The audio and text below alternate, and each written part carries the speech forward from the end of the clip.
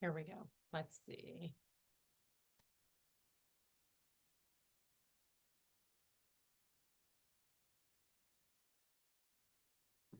All right. Welcome to Ignite Your Uniqueness. I certainly hope this time around everything is connected, the sound is moving, and we're moving forward. Wow. This is a new month, and there's always things happening, always things to be thinking about in this world. And actually, this month is about relationships, it's about changing as well. There are a lot of changes in this world that are happening, and some we're ready for, and some we're not quite ready for. And this morning was one of those times where technically things were not moving the way I'd like. And so I had to change it. And that leads to my first thought of the day here. I am always in a mode where I am thinking how best to serve my audience here, my clients, my family, just the world around me. How do we do that? And I know that change is inevitable. And if you can do it, it's easier to be flexible than to be rigid in your thoughts of what should be or shouldn't be in your world with the people who surround you. Because the only one we're really going to change is ourselves, anyways. But change comes whether we like it or not. We see it in the seasons, right? Right now in North America, we're going from summer to autumn, which will go to winter and then into spring. I like this quote by William Allard. He's an English clergyman. And he said, without change, there's no innovation, creativity, or incentive for improvement. Those who initiate change will have a better opportunity to manage the change that is inevitable. Like I said, October is a month of change, but it's also a time of relationships. What do I mean by that? Well, let's just look at the word relationship. I'm often checking out what the root of a meaning of a word is, because there's so many times in this world that we think we know what a word means, but we never really break it down into what its basic meaning was to begin with. All right, so relationship, as I said, it's a noun, and I have help here. The way in which two or more concepts, objects, or people are connected, or the state of being connected. That's a relationship. My cat Hopi, who's here today, when you see the swishing tail, I am in relationship with her. She has come to tell me that she wants a certain treat, which she already had, but she wants more. That's a relationship. I give, she takes, she gives, I take. Relationship. But the most important relationship we have is not with something outside of ourselves. It's within ourselves. It's the relationship we have with ourselves. And the question then becomes, how is your relationship with yourself? Are you truly tapped in, tuned in, turned on to the inner guidance and the inner thoughts within you? What about your relationship with the natural world? It's a beautiful sunny day where I am right now. The leaves are changing. They're colors, and there's dry ones on the ground, and there's going outside in the crisp air, and there's taking care of helping nature as it diminishes from that beautiful green, vibrant color into the orange and reds and brown and rust and yellows. that come at this time. What kind of relationship do you have with the natural world? What's your relationship with your community? And that community is outside of your family. So your family and your home is one kind of relationship, but your community is a different relationship. How do you interact with those people who live in the same proximity as you do? And then, of course, there's the greater worldwide community. And for some of you, as I talk about the greater worldwide community, it can elicit at least a powerful emotion. There is so much change in the world that people are talking all kinds of categories and things that they're picking up from other people, up from the news, up from what they're reading and what they're doing. And then, oh my gosh, your relationship to all of that outside you can feel that overwhelm part within you. And it does affect the relationship that you have around you with yourself and with others. So I love this. In I was inspired by this, the beginning of this quote that I'm going to say, and I'm going to ponder this kind of thing.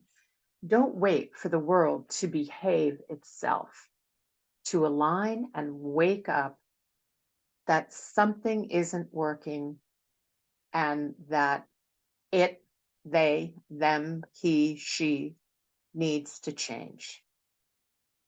Don't wait for the world to behave itself. That's what I heard this morning. And I thought, well, yeah.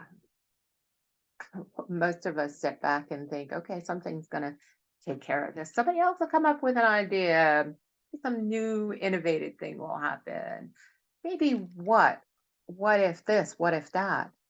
So don't wait for the world to behave itself. Align yourself and wake up to something that isn't working in your life, in your relationship with yourself, with others, your community, your work. It's not it, they, them, he, she that needs to change. Instead, look to yourself. As Mahatma Gandhi would say, be the change. Now is the time to be in alignment for what is true for you. It is standing in your own integrity. It is finding out where you are at this time in this moment. In a conversation I had with someone yesterday, they were talking about where they are in relationship to where they were a lot younger. And they said, I wouldn't necessarily know my why did I do something then. I could have latched on to, well, this is my passion, this is my purpose. And yet now I don't feel necessarily that way. It wouldn't be the same why. And I said, underlying everything, you have the same thread. You may learn, grow, expand, and expect something else in life, experience something else. But there is a thread of who you are that runs through all of it. And sometimes that's that hiding a light under a bushel. Sometimes it is that you don't align with what's true for you because you fear what might happen. So everything that happens outside of you, it's a distraction. It can often keep you from who you truly are. Wayne Dyer was one of my favorite and most inspiring mentors, I would say, many, many years ago when I listened to what he had to say and the words that he said and how it washed over you. It's that sense sometimes when we find or listen to someone else's words that we go, oh my God, they just put that better than I ever could. And Wayne Dyer said, if you change the way you look at things, the things you look at change. I ended up with a client who yesterday, out of the, well, seemed like out of the blue, but it's not out of the blue. They couldn't understand how they walked in the world of happiness and upbeat and easygoing now didn't feel that way. They didn't feel upbeat, happy, and easygoing, and people were discovering that they thought, well, what's wrong? Everybody had been asking her, what's wrong? What's wrong? And the change inside of her that was happening was because her diet was changing. When your diet changes, what you eat, the supplements you take, and it shifts your hormones in your body are changing and shifting. And those feelings of, wow, I'm really happy, I'm upbeat, hide something else that's going on underneath. And a lot of time that can hide that people pleasing part of us that's outgoing and there because there's something else inside. There's going in deeper. So if you change the way you look at things, and only by speaking did I offer a different change to her perception, the things you look at change. So imagine for a moment if you stood in your integrity, if you were true to yourself, that I've got this. All right. Change happens, right? Buildings fall, wind, rain, flood comes, and material possessions either are worn out, they're destroyed, or you give them away. I have something I've been looking for in my drawers, and I have a feeling I gave it away. But once you do that, what do you have left? What you really have left when things fall down, when things change in this world, there is one constant that you always have. That's you. You are still on this planet. You opened your eyes, you're listening, you're taking in, you're absorbing something different, and hopefully it inspires you to make that change that has been niggling out of you. Because out of change comes creation. Now, creation is the action or process of bringing something into existence. And we think of that as our artists, our writers, our musicians. They are the creative ones. I'm not creative like that. But yet you are. The act or process of bringing something into existence. Now, George Bernard Shaw said, imagination is the beginning of creation. You imagine what you desire. You'll bring your imagination, and at last you create what you will. It's not just the artists, the writers, or the musicians. Creation comes from those thoughts and those feelings and those times where you can quiet yourself enough, or at times listen to the whispers that are around you that come from a quick program you heard, something you read, something you saw, someone you met. We often discover what we don't want more than what we do want.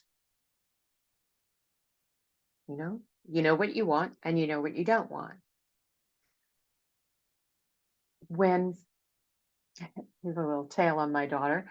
When my daughter was, I don't know, she was in her 20s, she lived in an apartment that had couples. She was like, my friends are all coupled up in this household, and I'm the only one without a partner.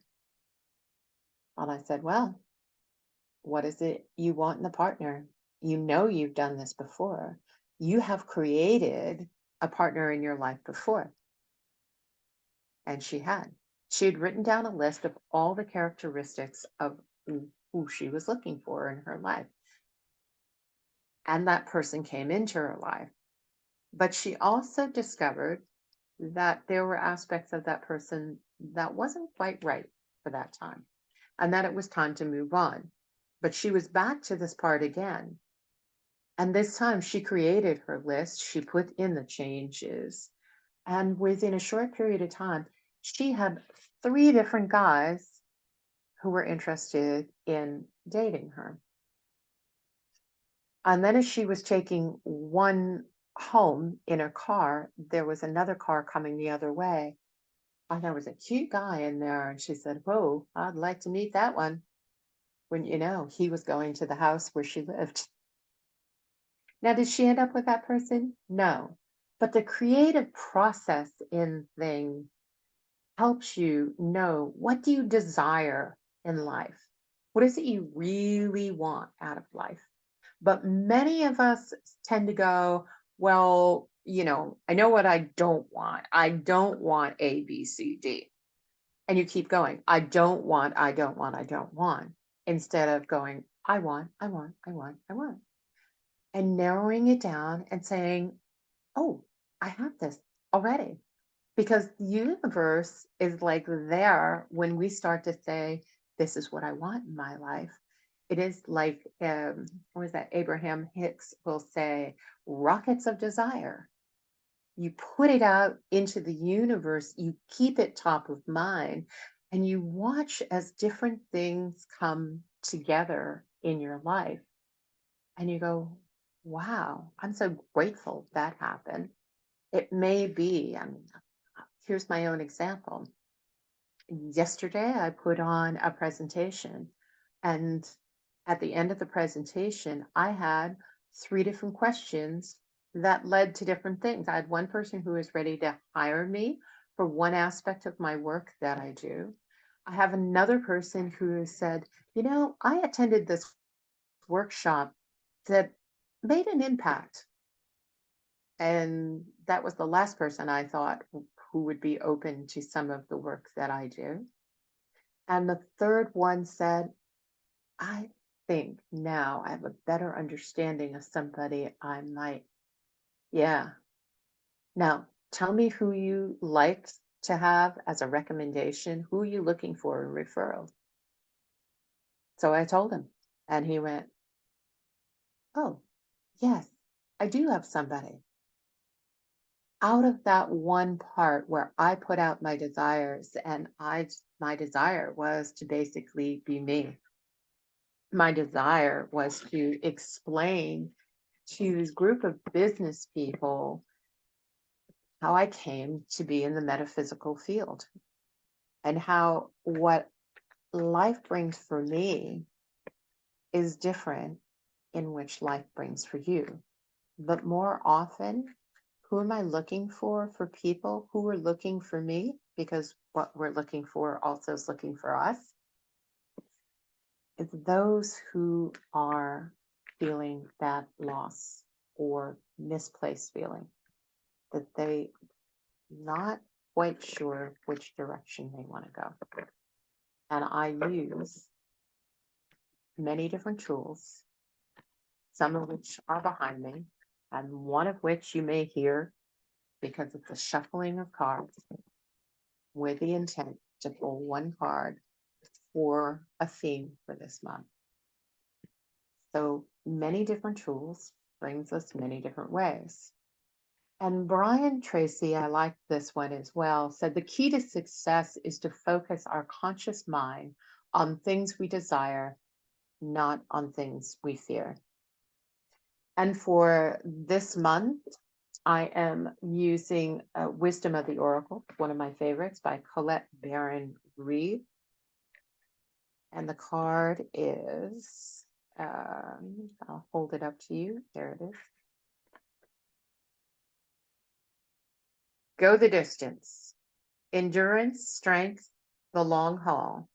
To bring your dreams to life, you must think long term and pay no attention to the fluctuations in the current of your experience. Joy and disappointment commingle with opportunities, so there is no need to fear the occasional obstacle. Life is not a sprint. This card is a reminder that you have endurance, strength, and fortitude to carry you all the way. Remain true to yourself. Your authenticity alone will keep you in alignment with the energy of miracles. What is yours will never be withheld from you. Remember that. And on that note, I am Lesley Nase. This is Ignite Your Uniqueness, and Uniquely You, Embracing Wealth and Well-Being is the name of my mastermind. I also have other programs and opportunities. All you need to do is reach out now. So we'll see you next time. Thanks so much for joining me.